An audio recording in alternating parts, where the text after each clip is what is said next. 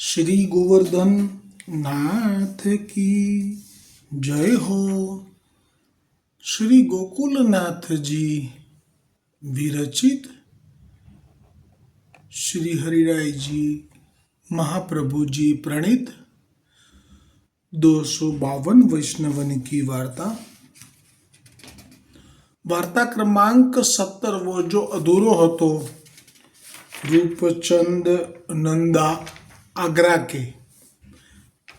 अब श्री गोकुलनाथ जी कृपा करी वार्ता प्रसंग 3 को दर्शन करावे है। बहोरी एक समय श्री गुसाई जी रूपचंद नंदा के घर पधारे हते। सो एक दिन गादी तकिया ऊपर बिराजे हते। ता समय श्री गुसाई जी के मन में यह आई, जो अबलख घोड़ा अमुके रंग को ताके ऊपर मखमली साज अमुके रंग को होई, तो ता घोड़ा ऊपर चढ़ी के श्रीनाथजी द्वार એટલે કે જતીપુરા જાય। ता समय रूपचंद नंदा नकाश में हते। सो रूपचंद नंदा ने यह श्री गुसाई जी के मन की बात श्री गोवर्धन नाथ जी की कृपा ते यहाँ जानी। आमा એવું લખ્યું છે કે શ્રી ગુસાઈ जी के मन की बात प्रभुन की कृपा ते यहाँ जानी, એટલે આપણે શ્રી ગોવર્ધનનાથજીની કૃપાથી જાણી એમ જ સમજવું તો જ લીલાનો આનંદ આવશે। કારણ કે શ્રી ગુસાઈજી કંઈ જણાવે નહીં। સો જેસો ઘોડા શ્રી ગુસાઈજીને વિચાર્યો હતો, તેસોઈ ઘોડા તેસોઈ મખમલી સબ સાજ સિદ્ધ કરી કે रूपचंद नंदा वा घोड़ा की बागडोरी पकड़ी के चाबुक ले आई ठाड़े रहे। એટલે રૂપચંદ નંદા નકાશમાં હતા। નકાશમાં એટલે જ્યાં ઘોડાર કહેવાય, બધા ઘોડાઓ રાખ્યા છે એ જગ્યા ઉપર જ હતા તે વખતે। અને આપ તો દ્રવ્ય પાત્ર છે, આપની પાસે અનેક ઘોડા છે। અને તેમાં શ્રી ગુસાઈજીના મનમાં જે વિચાર આવ્યો કે અબલક ઘોડો અમુક રંગનો હોય તો તેની પર મખમલી સાજ હોય અમુક રંગનો, તો એમાં ઘોડાનો પણ રંગ આપે મનમાં વિચાર્યો, તેની પર ધરેલું બેસવા માટેનું મખમલી સાજનો રંગ પણ આપે વિચારી લીધો કે આવો હોય તો તે ઘોડા ઉપર ચડીને હું શ્રીનાથજી દ્વાર જાઉં। તા સમય રૂપચંદ નંદા નકાશ में એટલે ઘોડા જ્યાં રાખવાની જગ્યા છે એને નકાશ કહેવાય, ત્યાં હતા। सो रूपचंद नंदा ने यह श्री गुसाई जी के मन की बात प्रभुन की कृपा ते यहाँ जानी। હવે ત્યાંથી જ એમને ખબર પડી ગઈ કે શ્રી ગુસાઈજી અત્યારે આવો મનોરથ કરી રહ્યા છે કે આવા રંગનો અબલખ ઘોડો અને આવા રંગનો મખમલી સાજ। સો જેસો ઘોડા શ્રી ગુસાઈજીને વિચાર્યો હતો, તેસોઈ ઘોડા તેસોઈ મખમલી સબ સાજ સિદ્ધ કરી કે रूपचंद नंदा वा घोड़ा की बागडोरी पकड़ी ले चाबुक ले आई ठाड़े रहे। તો આ પ્રસંગ સમજવા માટે, કેમ કે અહીંયા શબ્દ શ્રી ગોકુલનાથજી જે વર્ણન કર્યો છે કે પ્રભુન કી કૃપા તે એ જાણ્યો, તો તે વખતે આ પ્રસંગનું પણ સ્મરણ સાથે સાથે કરી લઈએ છીએ આપણે કે જ્યારે નારાયણદાસ કાયસ્થ દિવાન એ જગન્નાથપુરીથી અમુક કોષ દૂર ઉપર રહેતા, જગન્નાથપુરીમાં શ્રી ગુસાઈજી જ્યારે પણ આપ પધારતા તે વખતે આપ જગન્નાથજીથી વિદાય લે ત્યારે તે વખતનો પ્રસંગ જ અત્યારે સ્મરણ કરીએ. કાયમનું તો મને પણ ખબર નથી, પણ તે વખતે આપે આપના પાસે જે પણ કંઈ સાહિત્ય સામગ્રી, આપના અંગ ઉપર જે આભૂષણો હતા કિંમતી, તે શીખે તેવું જ આપના વહુજીના સાથે એ વખતે વહુજી પણ હતા, બેટીજી પણ હતા, તો તેમના પણ એ પ્રમાણે આભૂષણ વગેરે અને સાથે જે હાથી, ઘોડા, ઊંટ અને જે રસાલો હતો આ બધું જ આપણે દાન કરી દીધું. હવે આપનો આ જે સંકલ્પ છે એની સામે તો કોઈ એમને રોકી ટોકી શકે નહીં. પણ ગોવર્ધનનાથજી એ તો જગન્નાથજી પણ જેમને સેવે છે, જગન્નાથજી જેમના અંશ અવતાર છે એવા ગોવર્ધનનાથજી છે. કેમ કે કરોડો બ્રહ્માંડોના એ પતિ છે. બધા જ બ્રહ્માંડોના બ્રહ્મા, વિષ્ણુ, મહેશ એમની આજ્ઞામાં રહે છે. એનું પ્રમાણ અનેક વખત અલગ અલગ દ્રષ્ટાંતો દ્વારા અને ગર્ગ સંહિતામાં પણ નારદ મુનિએ બહુલાશ્વને સમજાવેલું છે.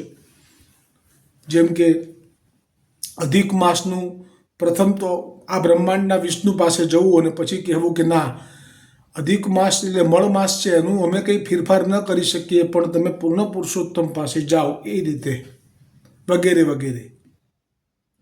તો જગન્નાથજીને આ ન રૂચે કે અમારે ત્યાં શ્રી ગુસાઈજી આવે અને બધું આવી રીતે ધરી દે. પણ હવે જગન્નાથજીનું ચાલે નહીં. જ્યારે ગુસાઈજી સંકલ્પ કરી લે એટલે જગન્નાથજી કંઈ રોકી શકે નહીં, ટોકી શકે નહીં ગુસાઈજીને. અને ગુસાઈજી તો ધાર્યું કરે. અને તે વખતે શ્રી ગુસાઈજીએ જે કર્યું એનો પડઘો ગોવર્ધનનાથજીને પડ્યો. ગોવર્ધનનાથજી ક્યારે પણ વલ્લભના આત્મા જેવા શ્રી ગુસાઈજીને શૃંગાર વગર, સવારી વગર, વહુજીને જે લક્ષ્મીજીનું સ્વરૂપ છે તેમને પણ શૃંગાર વગર, સવારી વગર જમીન ઉપર ચરણ રાખવા પડે એવું દિવસ ન લાવે કદી પણ. બેટીજી પણ હતા. એટલે શ્રી ગોવર્ધનનાથજી તે વખતે નારાયણદાસ કાયસ્થ દિવાનને પ્રેરણા કરી કે આટલી આટલી વસ્તુઓ મોકલો. તો નારાયણદાસ કાયસ્થ જે દિવાનપદો ભોગવતા અને જે દ્રવ્ય પ્રાપ્ત કરતા, પરંતુ એ એટલા સમર્પિત જીવ હતા કે એ દ્રવ્યની માલિકી ગોવર્ધનનાથજીની છે અને હું માત્ર એમનો મુનિમ છું. અને એ જ્યાં પ્રેરણા કરે ત્યાં ધન વિનિયોગ થાય. મુનિમની માલિકી તો હોય જ નહીં ધન ઉપર, એટલે દાન પણ ન કરી શકે. મુનિમને એવો અધિકાર નથી કે શેઠના દ્રવ્યથી પોતે પુણ્ય કમાવા બેસી જાય. અને આપણા માર્ગમાં પુણ્ય આવતું જ નથી. પુણ્ય શબ્દ પુષ્ટિ માર્ગમાં નથી. કેમ કે માલિકી જ આપણી નથી તો પુણ્ય કેવી રીતે થાય? પુણ્ય એ જ કરી શકે કે જેની દ્રવ્યની માલિકી પોતાની હોય. એટલે નારાયણદાસ કાયસ્થ દિવાને જે ગોવર્ધનનાથજીની પ્રેરણા થઈ એ પ્રમાણે એ બધી જ વસ્તુઓ ત્યાંથી મોકલી. અતિ જેમની એમને જ મોકલી એમ પણ કહી શકાય. અને એવી રીતે અહીંયા પણ શ્રી ગુસાઈજીને જે પણ મનમાં મનોરથ થયો કે આવા રંગનો અબલખ ઘોડો, મખમલી આવા રંગનો સાજ જો મળે તો હું એ ઘોડા ઉપર સવારી કરી અને ગોવર્ધનનાથજીના દર્શન માટે અને સેવા માટે અહીંથી વિજય કરું. આગ્રામાં આવો વિચાર કર્યો. તે જ વખતે ગુસાઈજી માટે તો ગોવર્ધનનાથજી કોઈ ઈચ્છા કરી નથી કે પૂરી કરી દેશે. કારણ કે ગોવર્ધનનાથજી એ શ્રી ગુસાઈજીને વશ છે. અને એટલે જ એ વખતે શ્રી પ્રભુની કૃપાથી, એટલે કે શ્રી ગોવર્ધનનાથજીની કૃપાથી રૂપચંદ નંદાએ જાણી લીધું કે આવો મનોરથ થયો છે.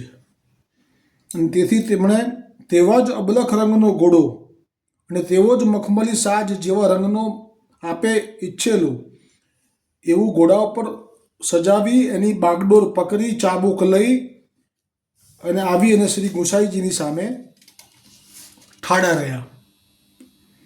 और श्री गुसाई जी सो रूपचंद नंदा ने विनंती करी, जो महाराज घोड़ा सिद्ध है. सो घोड़ा देखी के श्री गुसाई जी बहुत प्रसन्न भय. पाछे वाही समय श्री गुसाई जी वा घोड़ा के ऊपर चढ़ी के શ્રીનાથજી કે દર્શન કો પધારે. બીજો બી એક ઘોડાનો પ્રસંગ આવશે આગળ, જે બાદશાહ પાસેથી બાદશાહ પોતાની ઈચ્છાથી ધરશે, અને એમાં પછી બાદશાહને એ પણ ખબર છે કે આ તો આચાર્ય છે ભક્તિ માર્ગના, તેમને એકલો ઘોડો થોડો અપાય, એટલે ઘોડા માટે રખેવાળ, ઘોડા માટે ચારો, પછી ઘોડો બાંધે જ્યાં યમુનાજીને પાર સામે ઉતરે. જ્યારે જ્યારે પણ આપ ગોકુલથી ગોવર્ધન તરફ વિજય કરવા માટે પ્રથમ તો આપે ગોકુલથી યમુનાજીને પાર કરવા પડે નાવમાં, પછી સામે પાર જે ઉતરે ત્યારે એ ઘોડાવાળો ઘોડો તૈયાર લઈને ઊભો હોવો જોઈએ, અને પછી આપ ઘોડા પર સવારી કરી અને આપ વાયુ વેગે પહોંચતા. એ પ્રસંગ વલ્લભાખ્યાનમાં છે ટૂંકમાં, પણ એ પ્રસંગ પણ આવશે. તો એ જમાનામાં ઘોડાથી સવારી થતી. આજે સુંદર 4 પૈડાવાળું વાહન કાર, એની પર આપ વલ્લભ બાળકો અસવાર થઈ અને વૈષ્ણવો માટે પ્રચાર પ્રસાર અને મનોરથો પૂર્ણ કરે છે. તો એ જ ભાવ થયો. અને તે વખતે પણ ઘણા આજે પણ વૈષ્ણવ એવા છે કે જેમને એવો મનોરથ થાય કે અમારા જે અમારી આ ધરેલી ભેટમાં ગાડીમાં બિરાજે. અને આજે પણ એવા જ વૈષ્ણવ, હજી અત્યારે રૂપચંદ નંદા છે, એવા જ વૈષ્ણવ અત્યારે પણ છે કે જેમને આવી પ્રેરણા થાય ઠાકોરજીની તરફથી, અને એ લોકો આવીને ભેટ ધરી દે. કારણ કે જેટલો જ શ્રી ગુસાઈજી ઉપર વાલ છે ઠાકોરજીને, એટલો જ શ્રી ગુસાઈજીના બાળકો અને વંશજો ઉપર પણ ગોવર્ધનનાથજીને એટલો જ વાલ છે. કારણ કે જ્યારે શ્રી ગુસાઈજીએ આપે લીલા કરવાનું મન બનાવી લીધેલું, અને એ વખતે ક્ષમા કરજો વૈષ્ણવો, ગોવિંદ સ્વામીનો જે પ્રસંગ આવ્યો ગોવિંદદાસજીનો, એમાં આજે એ પ્રસંગ નથી આવી શક્યો. ગોકુલનાથજી એનો ઉલ્લેખ નથી કર્યો, એટલે મેં 2 દિવસથી પ્રચાર પ્રસાર તો બહુ કર્યો હતો કે હસ્ત પકડીને લઈ ગયા. એ પ્રસંગ આવશે પણ નથી આવી શક્યો એમાં. પણ એ પ્રસંગ સાચો છે કે શ્રી ગુસાઈજી ગોવિંદ સ્વામીને હસ્ત પકડીને લીલામાં પ્રવેશ કરી ગયા હતા. તો જે વાત છે કે જે ગોવર્ધનનાથજી આપ જે આપના ગુસાઈજીના માટે જે પ્રેમ ધરાવે છે, એટલો જ પ્રેમ આપના બાળકો માટે પણ ધરાવે છે. એ પ્રસંગ સ્વયં સિદ્ધ છે, પ્રગટ પ્રસંગ છે કે જ્યારે શ્રી ગુસાઈજીએ મન બનાવી લીધું કે મારે હવે લીલા પ્રવેશ કરવો છે, કારણ કે આજ્ઞા પણ થઈ ગઈ, ગોવર્ધનનાથજીએ સંકેત પણ કરી દીધો કે હવે આવી જાઓ. હવે એ વખતે શ્રી ગુસાઈજીએ આપના સાતે લાલન, વહુજી, બેટીજી સર્વને ગોવર્ધન ઉપર શ્રીનાથજીની સન્મુખ ઠાડા કરી અને શ્રી ગોવર્ધનનાથજીને આવી વિનંતી કરી હતી કે હે ગોવર્ધનનાથજી, હે મહારાજ, આ મહારાણી પણ આપના જ વંશજ છે, આ આપના જ બાળકો છે.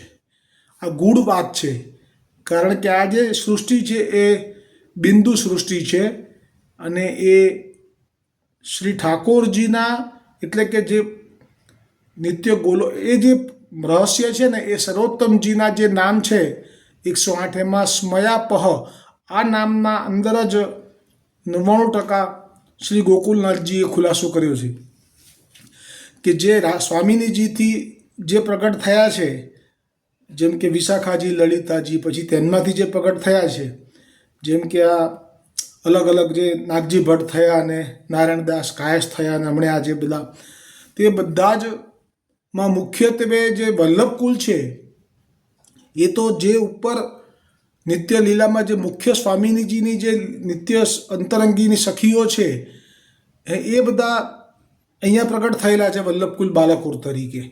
એટલે એમને બિંદુ સૃષ્ટિ કહેવામાં આવે છે. એમનું સામર્થ્ય અલગ હોય છે. આપણે તો 2-4 દિવસની યાત્રા કરવી હોય તો પણ આપણે એના માટે કેટલું આયોજન કરવું પડે, અને એ કર્યા પછી આપણે 5-15 દિવસની યાત્રા કરીને ઘરે આવીએ પછી આપણને એ યાત્રાનો થાક જે લાગે એમાંથી બહાર નીકળતા ઘણો સમય જાય. ઘણાને તો આવ્યા પછી પણ શરીરમાં સ્વાસ્થ્ય બગડી જાય. એની સામે તમે આ બિંદુ સૃષ્ટિનું સામર્થ્ય જુઓ કે આપ કેટલી પણ ઉંમરના હોય છતાં પણ આપ એટલું બધું વિહાર કરી શકે કે જે આપણા બુદ્ધિમાં ક્યાંય આવે નહીં. તો આ એક સત્ય બાબત છે કે બિંદુ સૃષ્ટિનું સામર્થ્ય જુદું છે, નાદ સૃષ્ટિનું સામર્થ્ય સાધારણ છે. અને આનું કારણ છે કે ગોવર્ધનનાથજી પાસે માગ્યું હતું શ્રી ગુંસાઈજીએ કે હવે આ પરિવાર એ આપનો છે, આપ આમની સંભાળ લેજો. આ શ્રી ગુંસાઈજીના વચન કેવી રીતે ઉથાપે ગોવર્ધનનાથજી? એટલે ગોવર્ધનનાથજીએ કહ્યું કે હા, ચિંતા ના કરતા, આ આપનો નહીં પણ મારો પરિવાર છે અને એ કદાચ અમારાથી પૂંઠ પણ કરી દેશે તો પણ અમે એમને વલ્લભ સમાન, આપ સમાન જ પ્રિય માનીશું, ગણીશું, એમ આપે વચન આપ્યું હતું. એટલે જ્યારે આ પ્રસંગમાં હવે એ ઘોડા ઉપર આપ ચડી અને જ્યારે પધાર્યા અને सो वे रूपचंद नंदा श्री गुसाई जी के ऐसे अंतरंग सेवक कृपा पात्र हते. सो श्री गुसाई जी के मन की या प्रकार जानते. वे रूपचंद नंदा श्री गुसाई जी के ऐसे कृपा पात्र भगवदीय हते, ताते उनकी वार्ता को पार नहीं. सो कहाँ ताई कहिए. એટલે આ પ્રસંગમાં મુખ્ય ભાવ તો આ જાણવો કે આ જે રૂપચંદ નંદા છે એ 100 જુહી છે લીલામાં અને 108 જે શ્રી ચંદ્રાવલીજીની સખીઓ છે, અંતરંગ સખીઓ કહેવાય. સખીઓ તો અનેક છે, અંતરંગ એટલે ખાસ. એમાં આ એમની બધાની મુખિયા છે. એટલે એનો તો ચંદ્રાવલીજી સાથે કેટલો બધો મિલાપ હોય લીલામાં. એટલે ચંદ્રાવલીજીની મનની વાત જાણી જવી એ કે કારણ પણ અહીંયા રૂપચંદ નંદા તરીકે ગુંસાઈજીના મનની વાત જાણી એ પણ ગણી શકાય.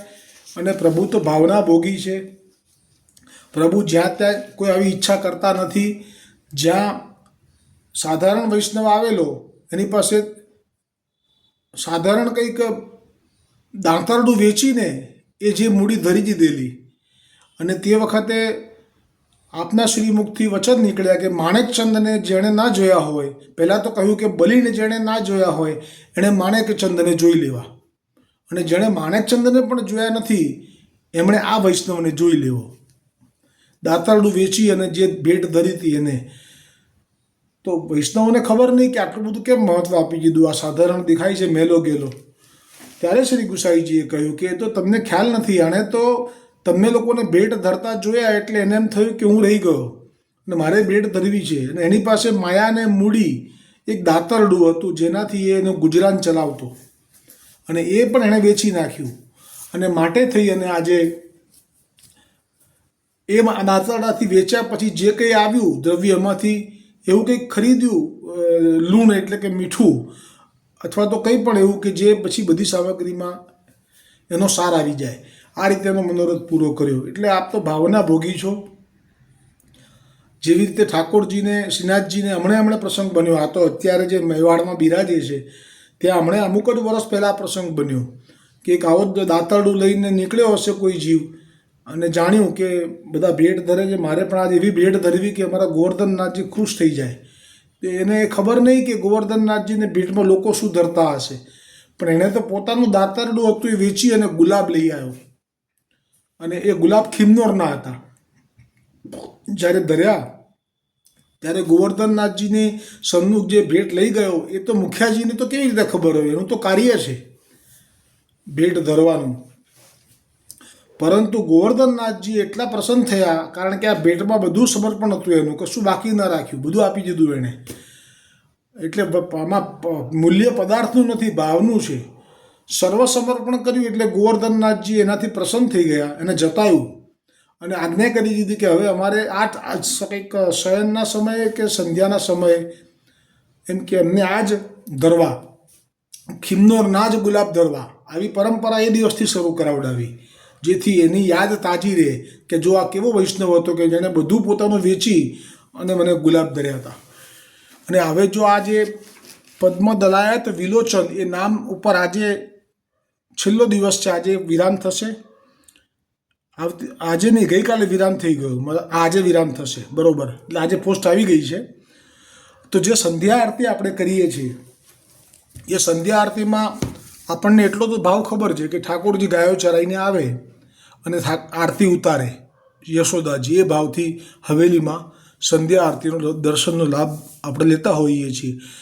પણ શ્રી ગોકુલનાથજીએ જે વર્ણન આ પદ્મદલાયત વિલોચન એ નામ ઉપર જે ટીકા રચી છે એમાં જે વર્ણન કર્યું છે એ તો એટલું બધું અલૌકિક છે કે જ્યારે આપ આપના ગ્વાલ બાલો સાથે આનંદ તોફાન મસ્તી કરતા ગાયો અને વાછરડા સાથે આપ જેવા આપના નંદાલય તરફ પધારો છો અને જેવા આપ આપના ગામમાં આવો છો નંદ ગામમાં, એની સાથે જે ગોપીઓને આપનાથી વિરહ તાપ થયો છે અને જેમને લોકલાજની ચિંતા પણ નથી, જે થવું હોય થાય, ઘરમાં રાખશે પાછા કે નહીં રાખે, પણ અમે તો આપના દર્શન વગર અત્યારે ઘેર નહીં જઈએ, કોઈ જળ લેવા આવી છે, કોઈ કંઈ કામથી આવી છે.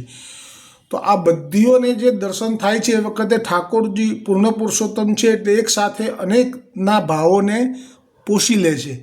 એવા કૃપા કટાક્ષથી જુએ છે કે એમના આખા દિવસનો તાપ હરી લે છે. હવે આપ ગોકુલનાથજી આ જે ટીકામાં વર્ણન કર્યું છે એમાં પછીનો જે ક્રમ આવે છે એની આગળનો, કે પછી કોના માટે કેવી રીતે સંધ્યા આરતીમાં થતાં પહેલાં આવી રીતે કૃપા કરે છે, તો આપે એવી લીલાનું વર્ણન કર્યું કે એ પછી જે આવે છે ક્રમ એ ઝરૂખામાં જે ગોપીજનો કે જે લજ્જાશીલ છે, આવો શબ્દ છે, કે જેમને નીચે આવવાની હિંમત નથી અને આવીએ તો નેત્રોમાં નેત્રો નાખી અને જોવાની હિંમત નથી. એ લજ્જા એટલે કે શરમની મારી પોતાના ઝરૂખામાંથી પોતપોતાના પુષ્પની પાંદડી ઉપર પોતાના હૃદયનો ભાવ, મનોરથ, વિનંતી, જે કંઈ મનમાં મનોરથ થયો એની, એ બધું લખીને ઉપરથી પધરાવે છે. અને શ્રી ગોકુલનાથજી તો એવું વર્ણન કરે છે કે જાણે મેઘમાંથી ધારા વરસતી હોય વરસાદની, એવી રીતે એ પાંદડીઓ બધી વરસે છે. તો આપ તો પૂર્ણ પુરુષોત્તમ છો, દરેકે દરેકની પાંદડી જેટલી છે એટલા સ્વરૂપ લઈ આપ દરેકની પાંદડી વાંચી એમની સામું જોઈ અને આપ સંકેતથી, નેત્રોના કટાક્ષથી આપ એમના મનોરથ પૂર્ણ કરશો. સંકેતથી એટલે કે ક્યાં ને કેવી રીતે એ પણ આપ જણાવી દો છો. આવા આપ ઠાકોરજી હવે જ્યાં નંદાલયમાં પ્રવેશ કરે છે ત્યાં પણ શ્રી ગોકુલનાથજી દર્શન કરાવે છે કે ત્યાં ઋષિરૂપા ગોપીજનો કે જે નિર્મળ છે એને જે તાપ છે એ ત્યાં ગોવર્ધનનાથજી એટલે કે પૂર્ણ પુરુષોત્તમ એમને પૂર્ણ કરે છે. પછી આવે છે યશોદાજી અને વૃદ્ધ ગોપીઓ. તો યશોદાજી અને વૃદ્ધ ગોપીઓ માટે મુગ્ધ ભાવ, બાળકનો ભાવ, નિર્દોષતા, જેવો એમનો ભાવ એવા દર્શન થાય ને, તો એ રીતે આપ એમને દર્શન આપે છે. અને છેવટે એમની રાઈ લૂણથી આરતી ઉતારે છે અને સંધ્યા આરતી અહીંયા વિરામ થાય છે અને પછી આપ અંદર પધારે છે. તો આવા આગળનું વર્ણન છે આપણે વલ્લભાખ્યાનમાં છે અને પેલા હરિરાયજીએ જે પ્રગટ કર્યું છે તે નિત્યલીલાના પદમાં. પરંતુ આ જે વર્ણન છે આ સિવાય અનેક વર્ણન એવા છે કે જે હું અત્યારે આવી રીતે ઓડિયોમાં બોલી શકું નહીં, વિડીયોમાં બોલી શકું નહીં, કારણ કે એ બંધ બારણે થાય એવા છે. તો એટલે એ વાંચવાથી તમને લાભ મળશે, એટલે જરૂર વાંચજો. ગઈકાલનું અને આજનું કે પૂર્ણ પુરુષોત્તમ એ રતિ સુખ આપવા માટે જાણે કે રણ સંગ્રામમાં કોઈ ચડ્યો હોય વીર, એવી રીતે આપ ચડે છે રતિ સંગ્રામમાં, અને કેવી રીતે અનેક ગોપીઓને સુખ આપે છે એ બધું વર્ણન ગઈકાલે આજે આવ્યું છે. બસ તો આવતીકાલે હવે વાર્તા ક્રમાંક 18 આવશે. अब श्री गोसाई जी के सेवक माधव दास कायस्थ सहारनपुर के तिनकी वार्ता को भाव कल. श्री गोवर्धन नाथ की जय. श्री गोसाई जी परम दयाल की जय हो. અને આજે ભાઈ બીજ વિશે સુંદર એક કીર્તન છે એ પીકમાં મૂક્યું છે મેં, જે ભાઈ દૂજ કરીને જે ચિત્રજી છે એમાં લખ્યું છે કે યમ એ ભાઈ બીજના દિવસે જેમ કે ભાઈ બહેનને ઘેર જમવા માટે આવે તો જમીને પ્રસન્ન થઈ જાય છે યમરાજા, અને યમુનાજીને કહે છે કે માગી લે બહેના, તારે શું જોઈએ છે. ત્યારે યમુનાજીએ જે માગ્યું છે એ તમારે ચિત્રજીમાં વાંચી લેવું એ પદ. શ્યામ સુંદર શ્રી યમને મહારાણીજી કી જય. ભાઈ બીજની સર્વ વૈષ્ણવોને ખૂબ ખૂબ મંગલ વધાય છે.